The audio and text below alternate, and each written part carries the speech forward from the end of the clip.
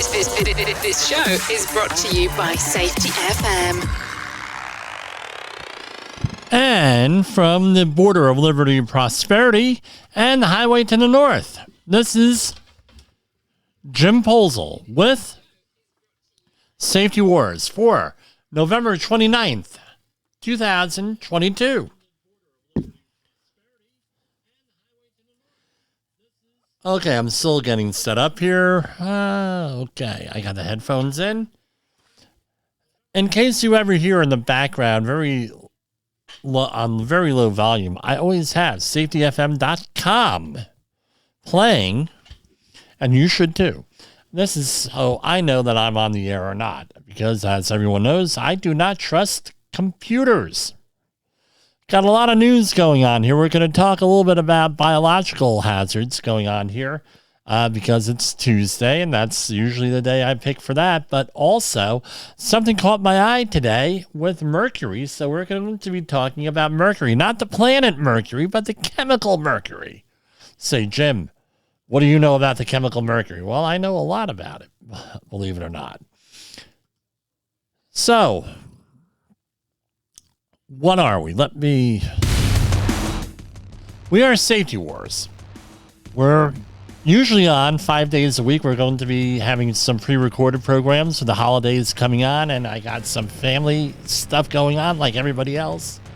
We are on from 8 p.m. to 9 p.m. Eastern Standard Time on Safety FM live. So you can go to safetyfm.com, download the app, and you can listen either on the website or through the app from 8 to 9. And normally, either after this show, immediately, or during the next morning, I upload the program to my podcast. We started out as a podcast, and occasionally we release a podcast on Safety Wars, which is our podcast. So we have programs going all the way back to March 2021. We're having more fun than a health and safety professional should be allowed to have. I know I steal lines from other shows, but it's true, right? So if you need us for health and safety consulting, you can call us at 845-269-5772 or email me at jim@safetywars.com. We're always improving here. We're updating some websites and things of that nature. So we're going to go right in. What do we talk about? We talk about the news. We have some commentary, and then we usually have one or two topics I do a deep dive into. Today it's going to be mercury, which is going to be the second half of the program. And we're going to talk some other stuff here, ocean news. And I got a complaint that, hey, you're getting into the financial stuff too late. So I tell you what I'm going to do. I used to have a life in politics, and I'm still on all the text message lists for politics and go off at all times. So this is what we're going to do. We're going to talk about the financial stuff right off the bat. So Dow Jones Industrial finished up today, closing out at 33,852. Russell 2000 at 1836.55. U.S. 10-year Treasury note at 3.737%.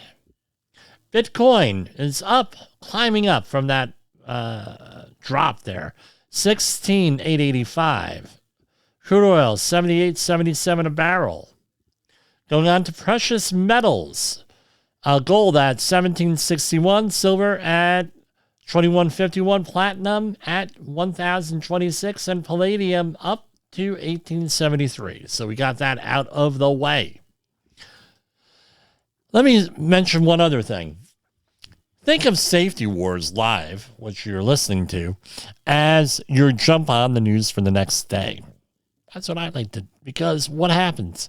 You listen to all the late night talk shows, especially on the radio and even on the TV. What do you hear? You hear the stuff we talk about here 3 hours ahead of time, right? Because that stuff goes on at 11 o'clock. Right, so we're feeding a lot of the news programs, especially the ones in the morning, to all the news from the prior day. So tune in here, and you'll get it. And you'll also get some other exclusive things here. Who talks about OSHA on the news? Not too many people out there. Here we have a Appleton, Wisconsin. And I normally do not mention company names here, but occasionally it makes sense for me to do that. So I normally do not mention company names here. So OSHA cited an Appleton, Wisconsin contractor with a long history of exposing employees to dangerous fall hazards for a $349,000 plus recommended initial citation. And remember, everyone's innocent until proven guilty, and all these things get negotiated down usually or litigated. So this could go on for years. Who knows how it's going to happen? So in May and in June, federal inspectors found 15 workers at 2 job sites, and they were new employees, and the contractor was cited for 3 willful and 2 serious violations for failing to provide eye, head, and fall protection and train workers on fall hazards. This is all easily remedied, right? But this is also something that we see quite often on our jobs here with all this stuff. I mean, I went through this the other day where we had a contractor that said, "Oh, I'm the competent person. I know what's going on." Okay, well then how you plan on doing X, Y, and Z when you guys need fall protection? Well, we're going to do this, this, and this. And it's like, no, you're not going to do this, this, and this. Sorry, buddy. Well, why not? I said, well, what you're suggesting is like, you're not allowed to do. It's just, it's against either the regulations or anything else. I said, your fall protection equipment that you want to use already has the fall indicators deployed, meaning it was used in a fall, or, which I doubt, or you're using it as regular rigging, and it's going to pull apart. And it's already pulled apart. You destroyed all the shock absorbers. All the fall indicators are all shot. You can't use that. Well, where do you learn that? I said, well, did you take a fall protection course? He said, yeah, I took it with my labor organization. I said, well, if they didn't, first of all, I'm almost 100% sure that they told you about this stuff.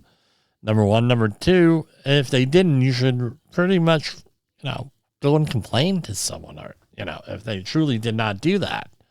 So this comes to the whole thing is the competent person, the actual competent person.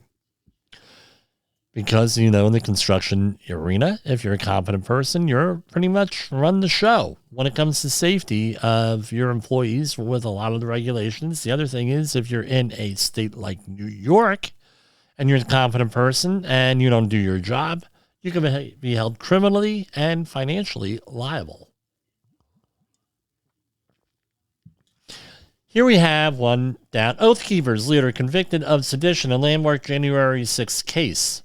A jury, and this just came out a couple hours ago, a jury in federal court in Washington convicted Stuart Rhodes, the leader of a far-right militia, and one of his subordinates for a plot to keep Donald Trump in power.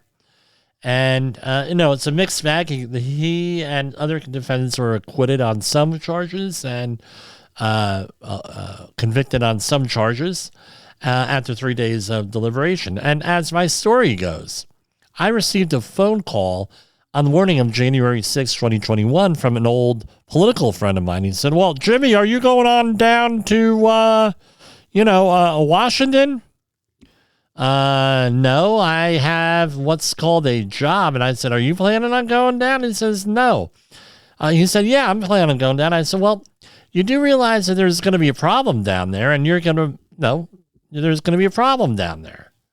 I said, first and foremost, if they're having a rally down there and everything for this, probably, no, the election's over. It's over. Whether you like it, hate it, what have you. But I said, you're going to, the people down there are going to have a problem because it's going to be an issue. You know what kind of folks we deal with sometimes. This was in the middle of the mask issue and the conspiracy theories with the masks and people who had never been involved in politics before, newcomers, and they couldn't handle a loss. So what happened? There was a problem. Now these people have other problems. What I find amazing is that the leadership of this stuff is being held responsible. And there are something like 900 other criminal cases pending here for this. This is from another website. Starbucks employee breaks down this article by Rokas Lorinavicius and Osteja. I can't even pronounce that name. Even me, with all the speech therapy, I cannot pronounce this name. Akaviketa. This is from a website I normally don't go to, Board Panda, right? But it was just such an intriguing thing. Recently, a Starbucks barista shared a video of themselves having a meltdown as it has become the center of attention on the internet. The clip shows the employees sharing their thoughts on management and rude customers. But what the person said about their schedule divided the online community.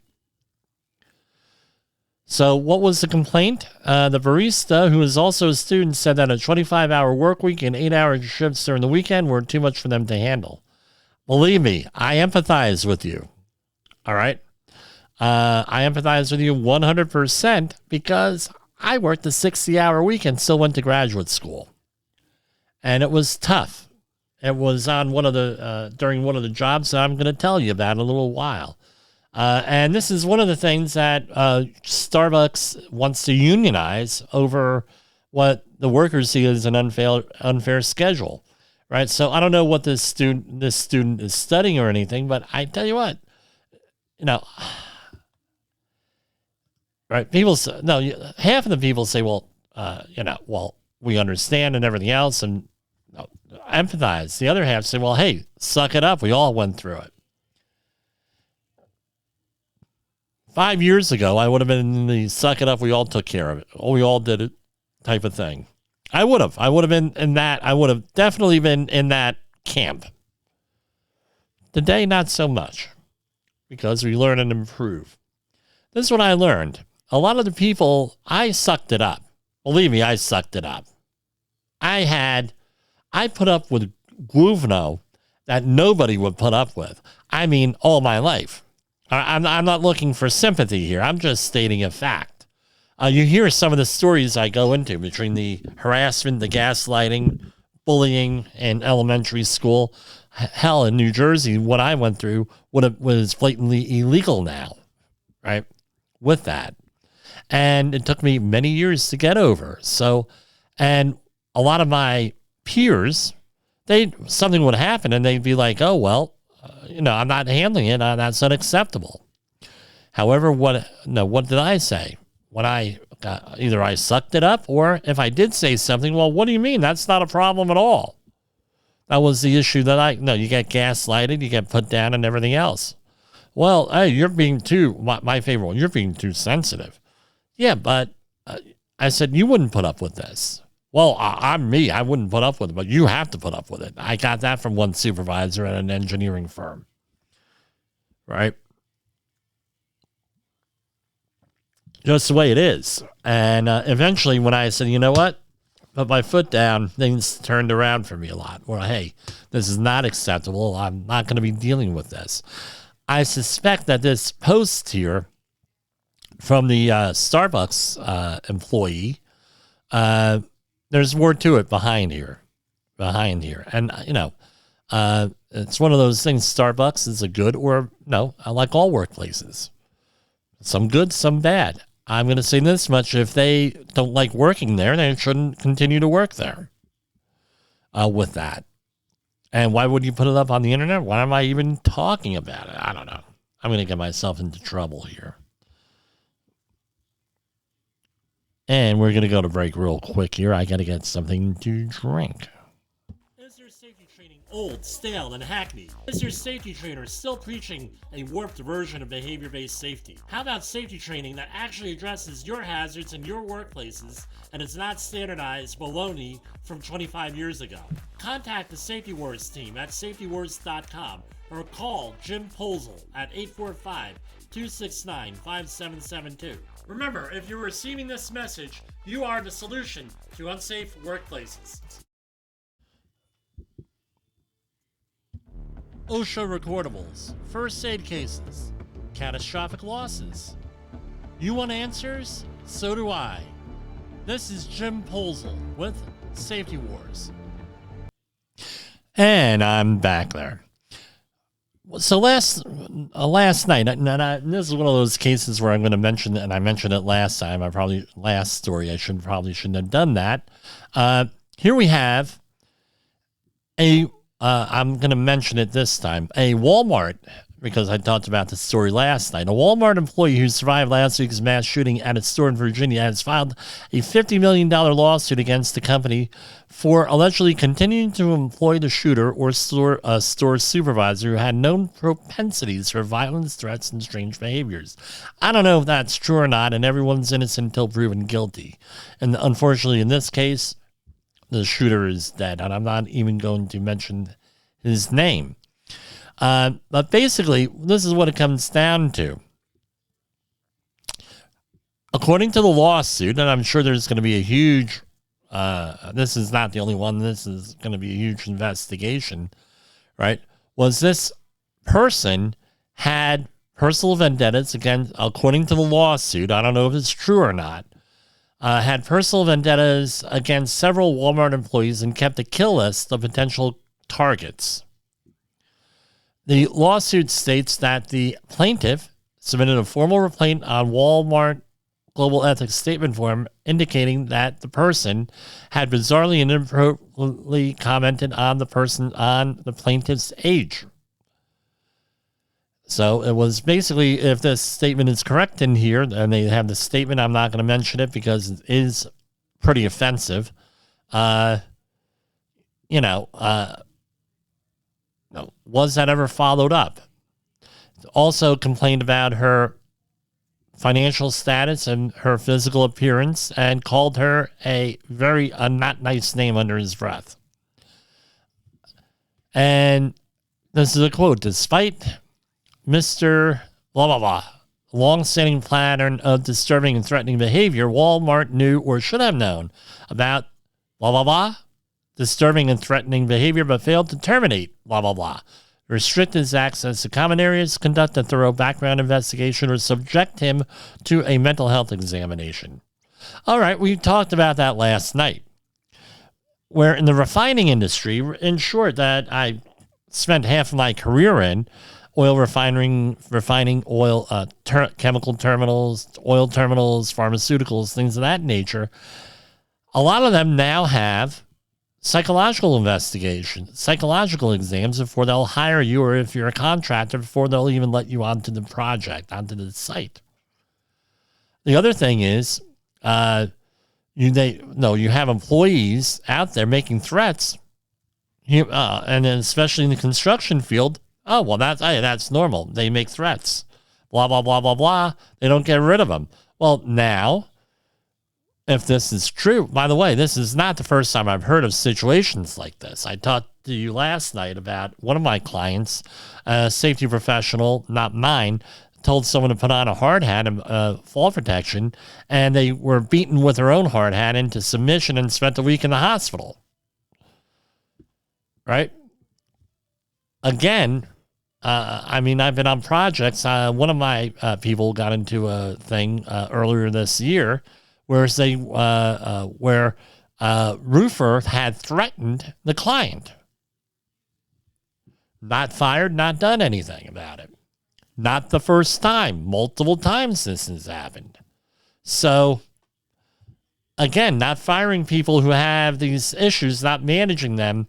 Your organization doesn't manage them. You got to take note to it, whether it's anywhere in this organization or another one. I know of a family member who had someone at their organization threatened to blow the place up. They had that guy out of there in about 8 hours because he made the thing at night, and in the next morning, guess what? Everything was shut off, all of his access control and everything. Right? That's it took them about 8 hours to do it because it happened at night. But anyway, and they had to get the feds involved. They got security, high-end security companies involved, and everything else. And the guy ended up getting fired on the spot just for making a threat like that. Does your workplace allow people to work there that are like that? What can you do about it? Okay, you can report it and record. It's also could be, I'm not going to say yes or no, a violation of the general duty clause, because OSHA does not have like a standard for this.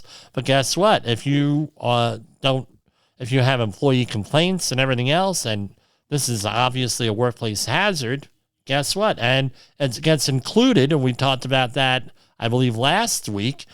All this stuff gets included in the statistics. These are all workplace injuries here. These are all OSHA recordables. Fatalities in the workplace. Homicides are one of the leading workplace hazards out there.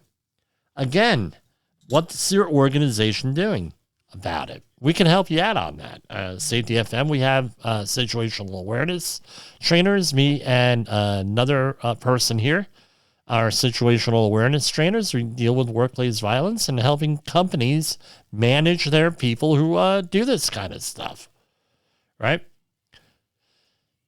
Here is a story. There is an organization out there now that has taken the lead in promoting an employee bill of rights to protect employees from woke ideology in the workplace. The company hosts a job board that connects like-minded employees to companies across the country. Well, this is, I don't know. If you're going to be against people's civil rights, why advertise? Right? Very controversial thing, but, this is a guide. Some of the comments on here is a guide to give businesses to and who to avoid, right, with this. I don't know. It's mixed. It's a mixed balloon. There's so we've had a lot of diversity and inclusion, diversity, equity, and inclusion policies by a lot of companies out there. There's bound to be a backlash against it or people against it. I don't know. I don't go one way or the other on this one, to be honest with you. But I guess I forget which law, thermodynamics, every action has an equal and opposite reaction. So something to think about here. We're going to talk about biological hazards here. So we have, all right, so the World Health Organization, let's talk about monkeypox. So this reminds me, this story of back, I'm not that old, obviously, 1918, 1919, where the Spanish flu, how do we get that name? The Spanish flu. It was a worldwide flu. It started, believe it or not, believed in Kansas. Yes, in the United States, but it spread to Europe because during World War I and in the close quarters, non-hygienic battlefields and all through these transportation hubs. I mean, if you look at early 1900s New York City and the sanitation stuff going on there. I mean, there was photos on the internet. I mean, just disgusting. You could see where a flu would spread. But where was it really reported on was Spain, right? During World War I. So therefore, they got whacked with the Spanish flu name. And it really didn't originate there. So here we have the same thing with Lyme disease, right? Lyme, Connecticut. Well, did it originate there? No, that's where it was first described and everything. So they called it Lyme disease. Rocky Mountain spotted fever. Again, same deal. But here we go. The World Health Organization announced on Monday, that's yesterday, that they don't like the word monkeypox. We're not going to call it the word, so we're going to call it mpox. Right? And they're going to phase out the monkeypox. And basically, it's people are saying that monkeypox, which was named in 1970, it was discovered in 1960 in captive monkeys, but in 1970, the virus was called monkeypox. The origin is unknown, the virus. the name's stuck, and now the stigma's stuck. Now, who wants to say, well, I got monkeypox, right? With that. So they wanted to, rather than destigmatize it, call it Mpox. I don't know if it's important or not. I got a funny story with that, but, it's in the news. I have a funny story. I was in my taking my mother, who's elderly, to the doctor, and there was a person more elderly than my mother in there who had severe mobility issues. And they're asking her, they're filling out a questionnaire in there, and the nurse is asking her in the waiting room, have you ever been exposed to monkeypox recently? And I'm looking at it, I'm like, really? You're going to go through a questionnaire like this? Because we all know how monkeypox passes is through sexual contact usually, or some type of sexual context. You're really going to do this? Really? So much for HIPAA violations here. So, so this is out of New York. So in my area, they actually have mobile monkeypox or Mpox vaccination trailers. And they were giving out more than 70 per day in New York City at the height of this thing a couple of months ago. Now they're doing 3 per day. So now they feel that they got, not either attention went down and everything, and stopped with the monkeypox mobile or the Mpox mobile. Now the next one, I'm going to give a warning on here. All right, because some of this is opinion, other people's opinion, my opinion, and I'll tell you that. So I think everybody here knows 2001, I was involved in the anthrax cleanups at NBC and CBS. I can't really go into it, but after I got done with the cleanups or during, I said, you know what? I really don't trust the Centers for Disease Control for managing an emergency. Do a great job. They do a phenomenal job with research and all the other data that they come out with. But I was less than impressed with the way that the organization managed the anthrax cleanups. And the people who were there today who went through this, still have PTSD and things of that nature. I mean, that's, I think, all on the public record. People who are involved with this, with a level of frustration. And this did not only include CBS or NBC, it also include the Hamilton, New Jersey Post Office and the Hart Senate Office building, where I run into people all the time. Oh, yeah, we're still freaked out. We know about the mail and opening the mail and everything else. So when this all hit, right, and one of the reasons why we have safety wars is to alert people to all this stuff is to alert people and to make people aware and give people information so they can better protect themselves and not have to rely on others to do that. That's one of our things. We do that especially during Disaster Preparation Month in September. So this is from the Wall Street Journal. We have Alyssa Finley, who says, so we know Anthony Fauci gave his final press conference last week as the head of the National Institute of Allergy and Infectious Diseases, post he's held since 1984. And he gave an okay press conference, right? And he defended himself with a lot of stuff where he had basically moving target and new information all the time.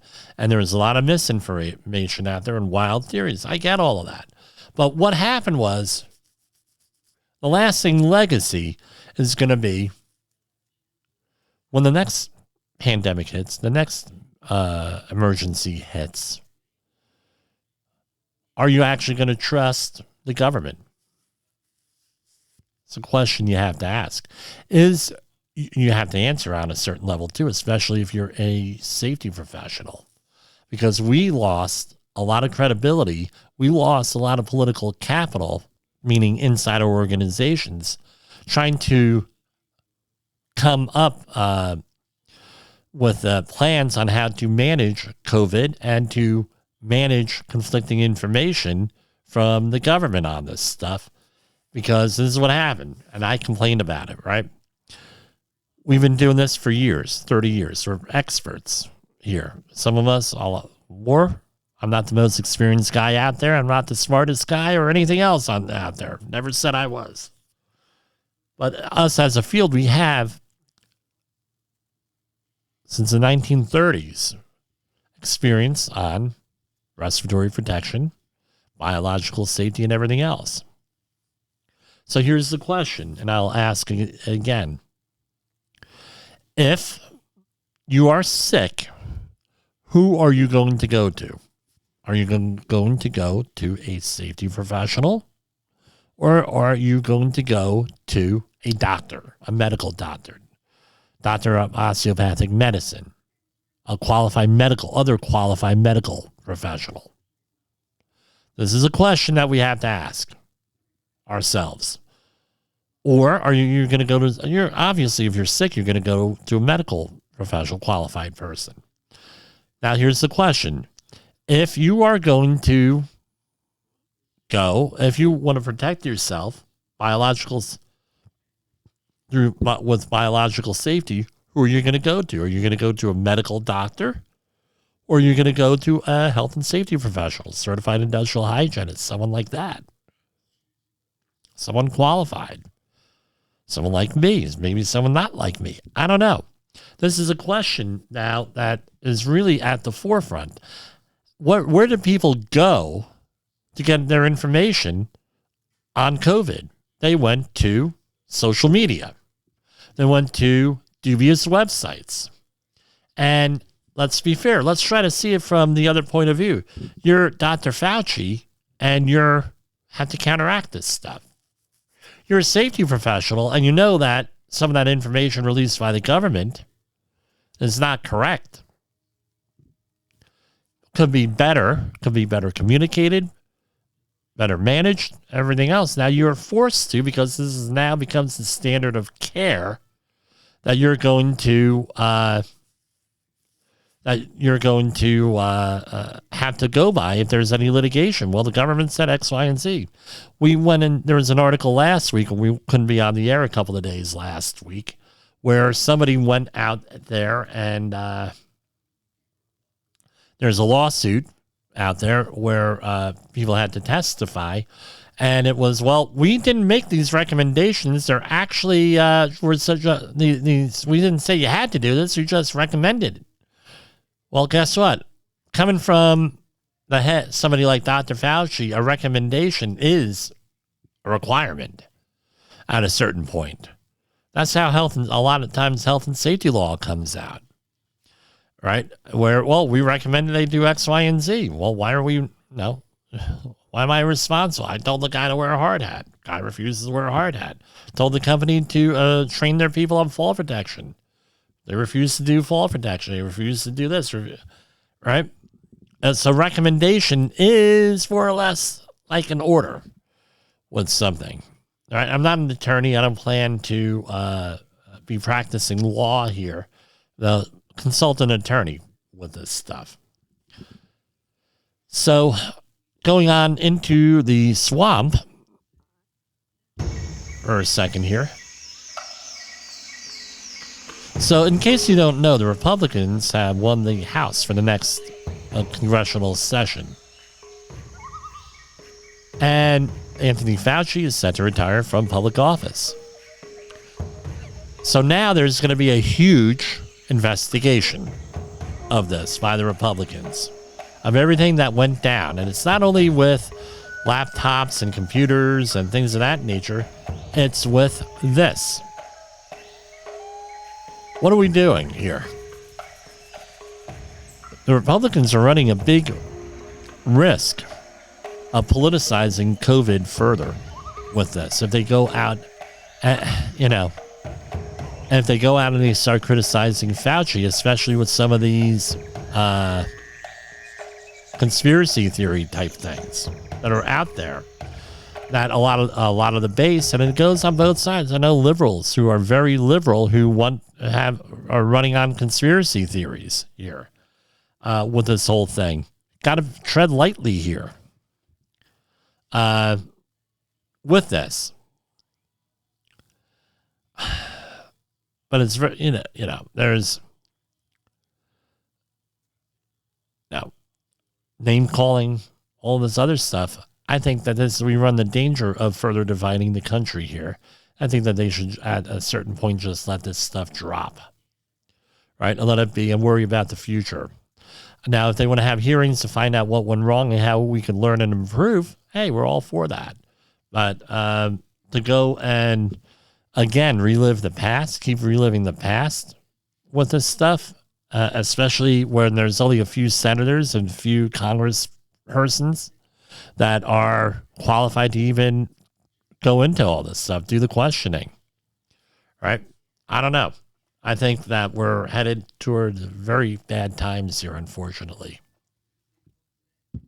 You are listening to Safety Wars. Tomorrow's Safety Today. In the professional safety community, communication and planning are just a few keys to your program's success. The question many practitioners have is, where do I start? Dr. Jay Allen, the creator of the Safety FM platform and host of the Rated R Safety Show, has built a global foundation to help you along the way. Go to safetyfm.com and listen to some of the industry's best and most involved professionals, including Blaine Hoffman with the Safety Pro, Sam Goodman with the Hop Nerd, Sheldon Primus with the Safety Consultant, Jim Pozell with Safety Wars, Emily Elrod with Unapologetically Bold, and many others. As individuals, we can do great things, but as a team, we become amazing. Dial into safetyfm.com today and surround yourself with a powerful force of knowledge and support.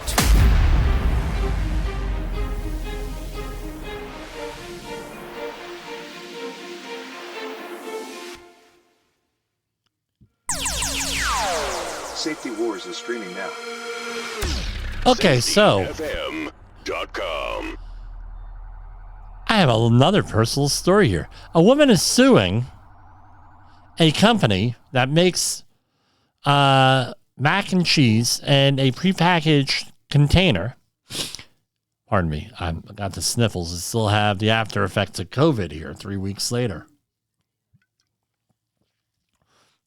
Woman is suing a mac and cheese manufacturer, maker, whatever we're going to call it, because her microwavable container, right, a styrofoam cup, they put mac and cheese in there, you throw it in the microwave. You're going to love this one. She sues after her microwavable macaroni takes more than 3.5 minutes. So she followed the instructions. It was not eligible to be eaten in 3.5 minutes. And she is now suing. And Amanda, sorry I mentioned her name, is demanding answers. The only kind cash can give, but she's keeping it classy with a class action lawsuit. Wow. How much is she seeking? $5 million because they wasted her time. Wow, I might join in on that. But again, ridiculousness on a certain level. But she may win. She may get a settlement out of this. Lifetime supply of mac and cheese. My daughter would probably want in on that. I know a guy, true story, the father of a friend of mine. He, on these, what we used to call TV dinners, or all these microwavable dinners and everything, it says removed from packaging.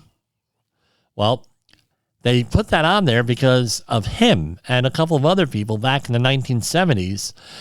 They put the TV dinners, right? They were in foil. They put them in, they came in cardboard boxes. They put the whole thing in the microwave, not the microwave, the oven. And this dude burned down his kitchen. And the maker of these dinners actually had to, they settled out of court and he got a new kitchen out of it. And after that, that's why it says on there, remove from packaging, believe it or not. Was that, this guy, and he brags about it. They got me, such and such a company got me a whole, new kitchen back in the day. And it's like, man, if I wasn't, if that happened to me, I don't think I'd be bragging about it, right? He was a very literal guy. We'll leave it at that. What's going on to the Secret Service, right? And in Nantucket, 5 vehicles caught on fire in a parking lot. I wonder if they were electric vehicles. With that, I don't know. It's not saying. Weird, man. China's social credit score is about to evolve as the West starts to implement some of its features.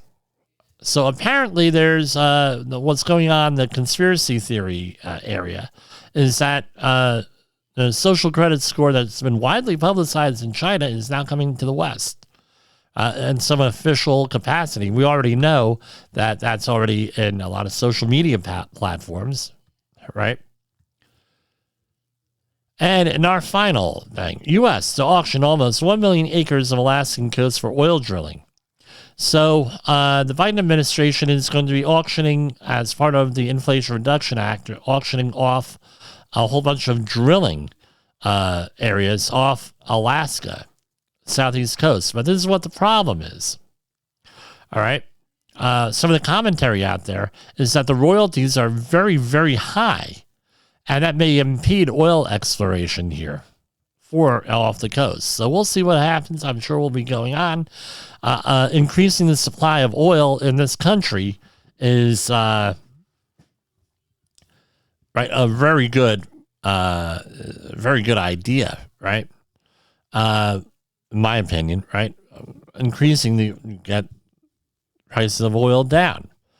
Right, regular supply and demand thing and everything else. Because right now we're paying close to $4 a gallon here in New York and New Jersey for gasoline, regular gasoline, 87 octane, and it's causing a lot of problems out there. People are running up. It's part of their budget. People are being very selective on where they drive. I've always been very selective on where I drive, when I drive, and everything else. Again, more stress into the system. We're going to talk now, and we can consider this a Safety Wars exclusive. We're going to have the discussion on mercury, and specifically mercury vapor. I'm getting at the safety data sheet for mercury. Let's see how this goes. So mercury was in the news 3 days this week. 3 times this week, and it's only Tuesday. So this is a bizarre story here. But it's not the first time I've heard of something like this. I've heard about this poisoning from beauty creams or makeup. So let's talk about this. The first widely publicized type of poisoning similar to this was memorialized in the Alice in Wonderland books. I forget who wrote them, but it was with the Mad Hatter, because they used to have hats that they used to color with mercury. And there used to be a very old expression, as mad as a hatter, right? Because of central nervous system damage from mercury. If you go back in antiquity, right, lead and mercury poisoning were documented for a long, long time. So here we have this one, right? Mother loses peripheral vision from apparent exposure to mercury in beauty creams. Toxic levels in her home put family at risk, say experts. So this is a woman in Minnesota who inadvertently put her entire household at risk of mercury poisoning, most likely from using beauty creams containing high levels of toxic material. And this is in Minnesota and everything else. Let's talk about mercury. Mercury used to be very ubiquitous, meaning everywhere, 2 generations ago. I know my father said when he was in high school, mercury was all, they had mercury. They used to play with mercury. Mercury is slightly, is a liquid metal, some people call it. It has many different names: quicksilver, colloidal mercury, hydrogerium, right? Quicksilver, a lot of different names out there. But it's slightly corrosive, and people used to play with it with their hands because it's pretty cool if you've ever handled mercury. You play with it in your hands and everything, and very difficult to clean up. But the main problem with mercury, and if you're a safety professional given training on mercury, by the way, let me back up. I was hired in August 1998 to help manage the Grand Street Mercury cleanup for General Electric in Hoboken, New Jersey. I did that for 6 years. So I know a lot about mercury, right? Cleanups and everything else. And before that, I did a mercury cleanup in Hawthorne, New Jersey, the Merck-Calgon facility. So I'm very familiar with mercury and its properties and everything else. So if you're a safety professional or anybody giving training or even information with mercury out there, the first thing that you need to say is this: mercury vapor is odorless. You can't smell it, can't taste it. You can only use air monitoring equipment to go and measure mercury. All right, that's the way it is.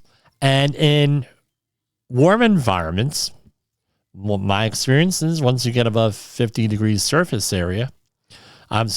temperature, mercury gives off a hell of a lot of vapor, but you still need to do air monitoring with it.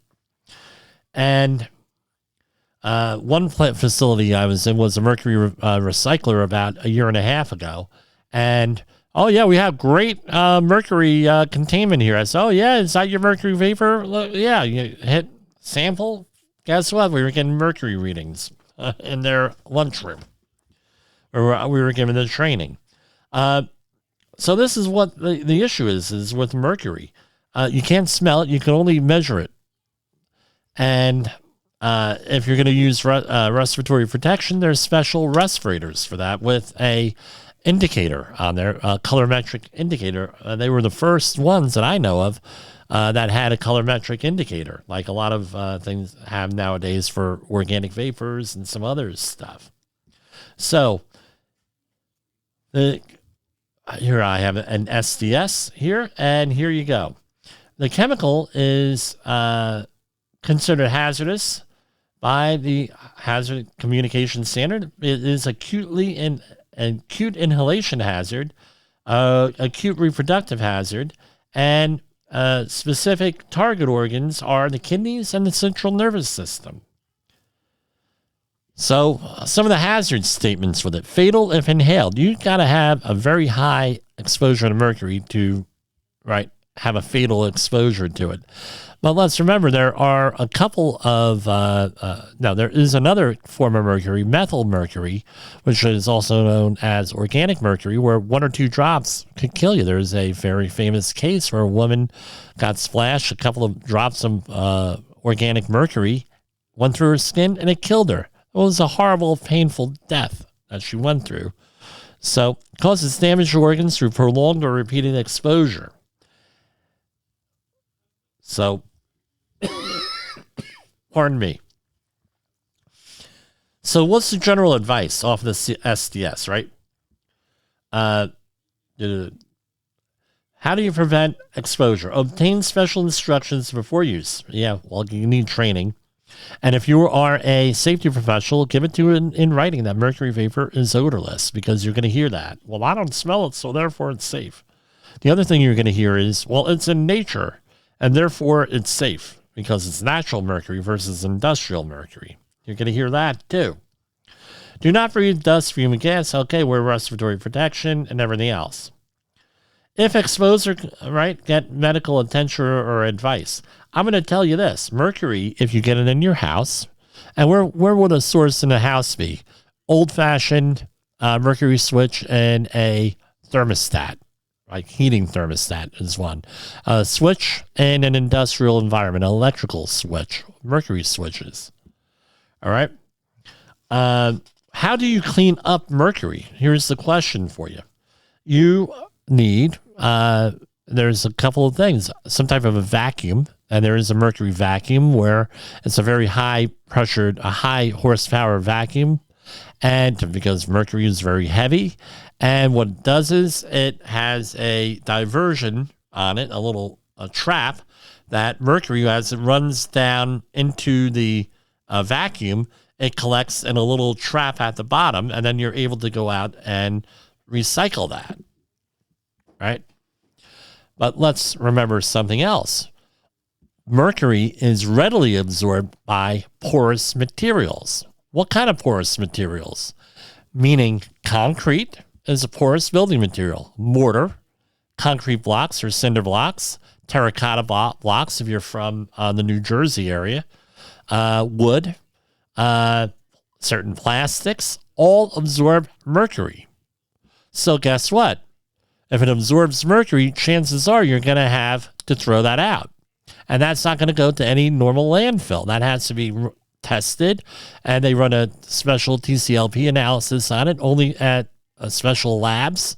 Usually that analysis equipment is all done, that's dedicated equipment, because once it gets mercury in it, guess what? You can throw it in the garbage, right? Pretty much. It's got to be only used for mercury. All right. And then it gets tested. And if it's above a certain level, it gets sent out as hazardous material.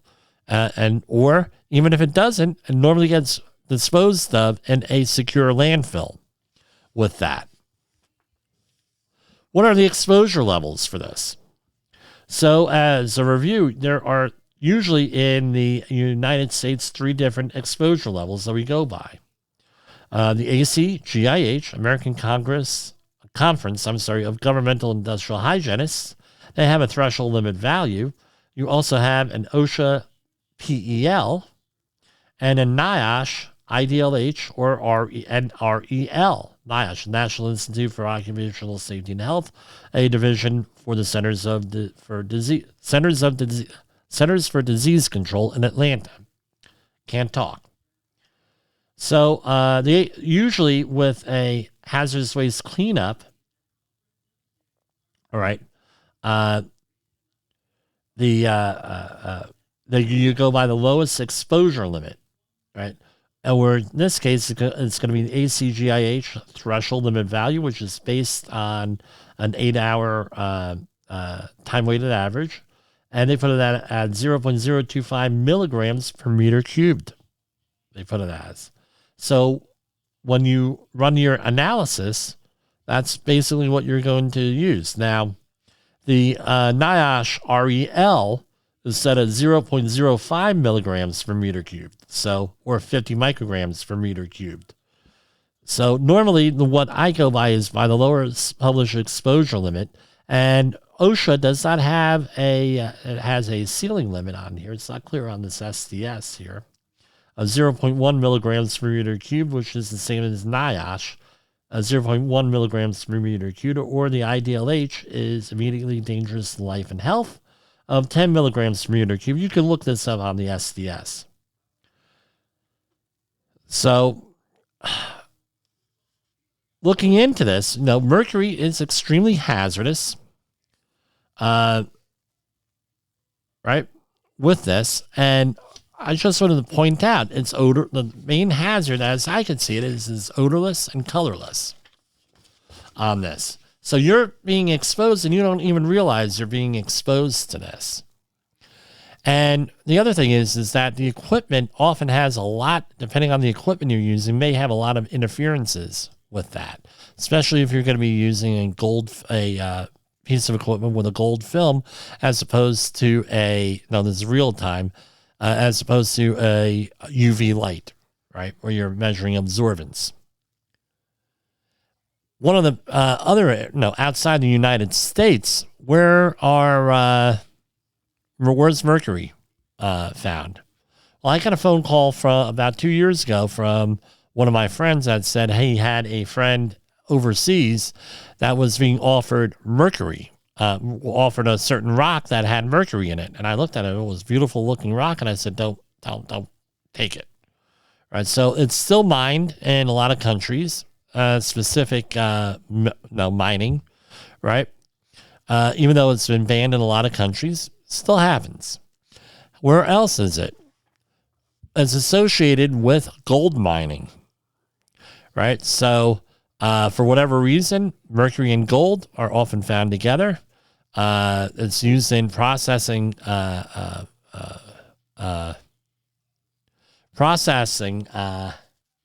gold, right? And that is associated with it. Often what happens is when they're smelting gold, right, to get it from the ore to actual what you see in the metal, they burn off the mercury, and mercury is released, right, inadvertently. Again, they don't feel that there is an issue because they're not smelling it. There's a story in Cameroon, out of Cameroon last week, right, where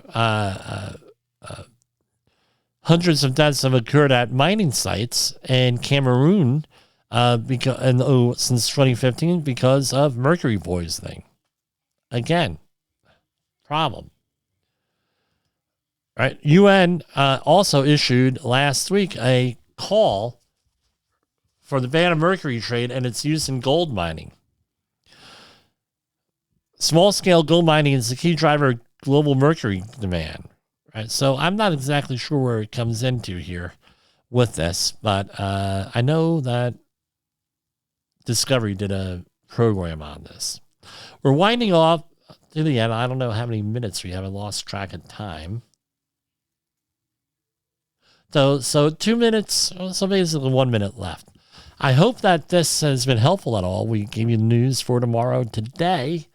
We talked about mercury. If you have a mercury issue, please give us a call, 845-269-5772 or jim@safetywars.com, and we will go and we will help you out on that mercury situation. Like I said, I've had extensive experience with it. Not something you really want to mess with. Mercury. Again, what's the main hazard? It's odorless, so you don't know you're being exposed to it. And as always, with all hazardous materials, don't get them in you, don't get them on you, and don't bring them home. And if you bring them home, chances are someone like me is not going to want to sign off that your house is cleaned up, so they're likely going to be demolishing things.